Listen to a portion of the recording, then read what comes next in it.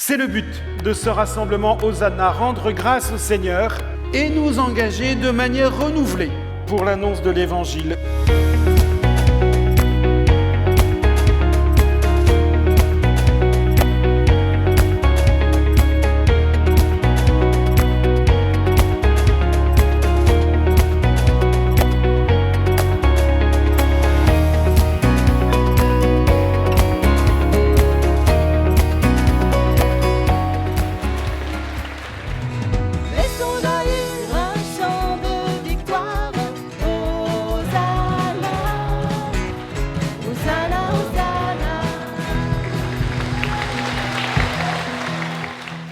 Nous sommes entrés dans une aventure de discernement communautaire.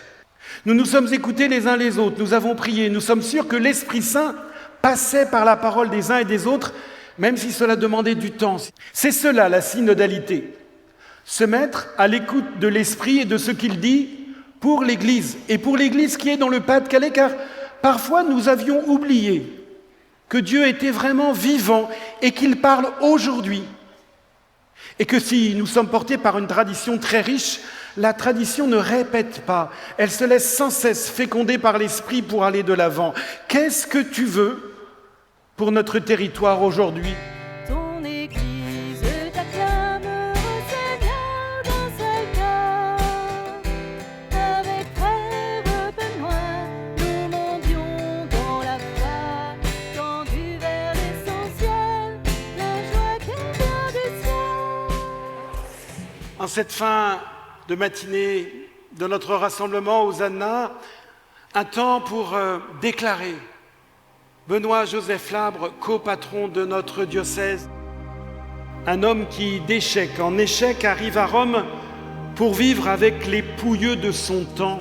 Il a appris à accueillir ses peurs et ses vulnérabilités par la confiance qu'il reçut de Dieu et qu'il mit en Dieu.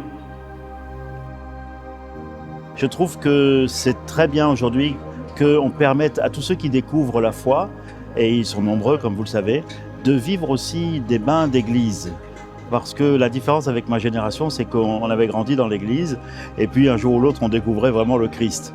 Tandis qu'eux, ils découvrent le Christ par toutes sortes de chemins incroyables, mais il leur faut maintenant un bain d'église, parce que le lien entre le Christ et l'église, c'est indispensable.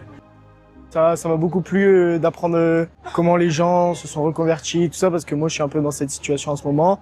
Depuis le début, quand on en entend parler, ça m'a touché tout de suite, ce grand rassemblement. Puis porté par, tu viens Odile, nous on y va, voilà. On fait aussi un peu recherche de l'ambiance du groupe, de faire avec. Je ne savais pas exactement ce qui nous attendait. Et je suis agréablement surpris. Pour moi, c'est presque comme une journée de retraite, peut-être, parce que ça permet de faire le point dans sa tête. J'ai bien aimé les témoignages des personnes individuellement qui ont parlé. Et ce soir-là, ils m'ont tous demandé « Victoire, est-ce que tu peux bénir le repas ?» Et on s'est retrouvés à 40 étudiants autour d'une table à remercier le Seigneur d'être tous réunis.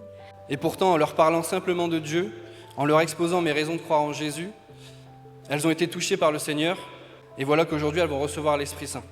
J'ai ressenti un appel à mon tour, celui de servir le Christ en accompagnant ceux qui le cherchent. Cette année, j'ai accompagné 4 jeunes femmes au baptême. Mon Dieu, accordez-moi pour vous aimer 3 cœurs en un seul.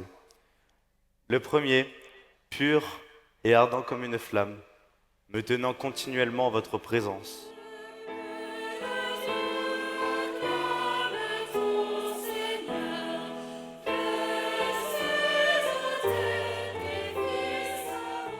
Et puis quel bonheur de conclure cette journée en célébrant l'Eucharistie.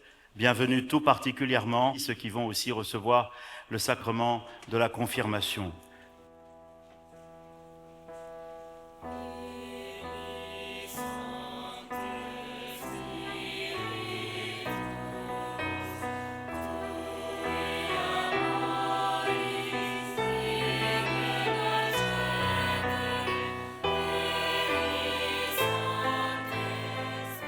Je suis venu ici pour me faire confirmer. Bon, après, moi, j'ai vraiment senti l'Esprit Saint pendant la messe. Ça m'a vraiment touché pendant les chants. On était avec la paroisse, donc il y a pas mal de personnes que je connaissais, donc c'était vraiment un bon moment.